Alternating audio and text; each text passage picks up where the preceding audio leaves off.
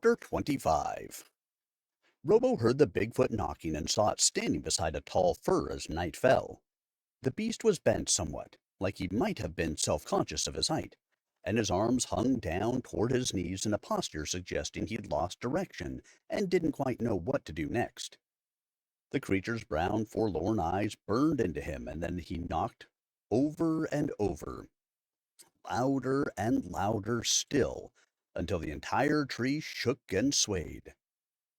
Robo opened his eyes and realized that the pounding was at his door. A voice came from the outside. "Robo, open up! It's me, Billy!" All right. Whoa, take a chill pill, dude. Robo swung his legs out of the bed and considered finding his pants before discarding the idea and staggering to the door as he pulled his hair behind an ear. His mouth tasted like something a cat had left behind. When he opened the door, Billy, carrying an armload of maps like a survivor in a zombie movie, pushed by him and went directly to a small, simple table that sat conspicuously by the nightstand. "I've got it," Billy said. "Come here, look." Robo tried to clear his eyes and could only muster the energy to flip on the bedside lamp. Billy slung open the curtains, and sunlight lit the room better. "It might actually work," Billy said as he studied the maps and then, after realizing they were upside down, flipped them over. "We park here and climb this mountain. Looks like it's steep. Climb it and head to the falls.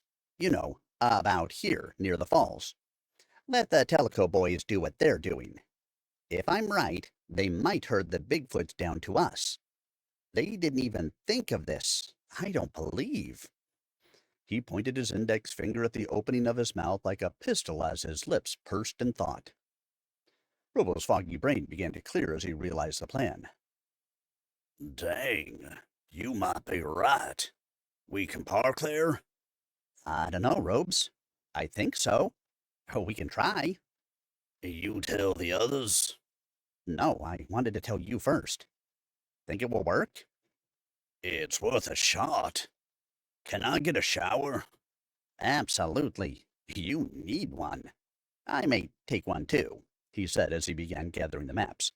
"I'll meet you in the restaurant. I've got to tell the others." As if another idea might have dawned, Billy continued. "Oh, and we have to avoid the National Guard," he said. Robo smiled sheepishly. Billy headed for the door before stopping abruptly and coming back yet again. He grabbed Robo's arm. "We're on again, big man." Billy made for the door once more before returning even another time. "Oh, and thanks for standing up for me and preventing me from being pummeled and probably going to jail." Robo had to smile. Anytime, boss. It was my pleasure. The impedance of Flo's hospitality slowed the team, but not much. To say breakfast was quiet, otherwise, was an understatement, the result of exhaustion, lack of sleep, and a dose of discouragement.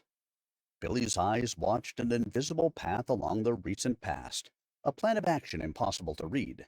Sensory overload, the nose-to-nose with Tinker, the murder, the guns, and of course, Ed. "We're off to film, Ed," Billy said when the man answered at 4 a.m. on the West Coast. Why are you calling me Billy? "It's big. We're trying to get past the National Guard. Local authorities have pretty much closed everything down. We're doing our best to be safe." Be safe, Ed told him, more coherent now. Did they figure out who did it? "They think it's Bigfoot." Holy shit. You've got to be kidding. "I know what you're saying. You think Bigfoots are not real. You're thinking this is one big case of mass hysteria driven by backwoods folks who have collectively lost their minds." That's exactly what I'm saying. In his mind's eye, Billy could see Ed smirk, probably sitting on the edge of the bed right now, his glasses secured. "That's not exactly what I think. Bigfoot is real. Someone killed that girl. But they may flush a Bigfoot out.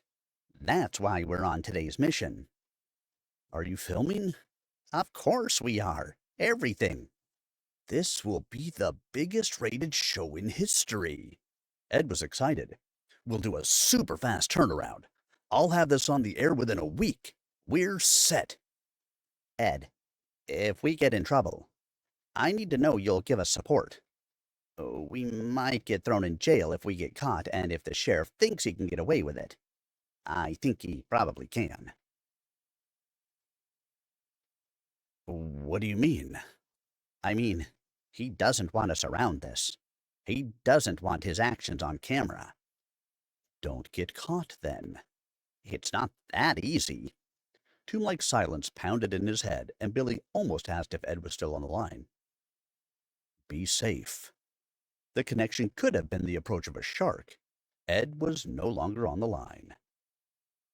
By the time they departed on their mission, the interior of the van was like a sauna that smelled of hotel soap, Harrison's cologne, and moisturizing lotion. One couldn't expect to have dry skin and search for Bigfoot. He'll know an hour before you get there. News vans sat parked around town, and in front of the Bear's Den, an interview was being filmed. They were the lone vehicle driving past town and toward the falls. Word had gotten around that the road was closed. After finding a place to pull to the side, the team unloaded quickly and found a spot to disappear into the woods.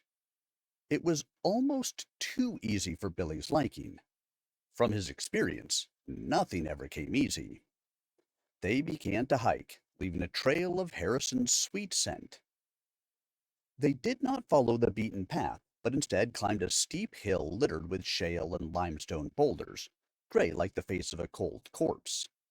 Robo resorted to hoisting himself by grasping trees.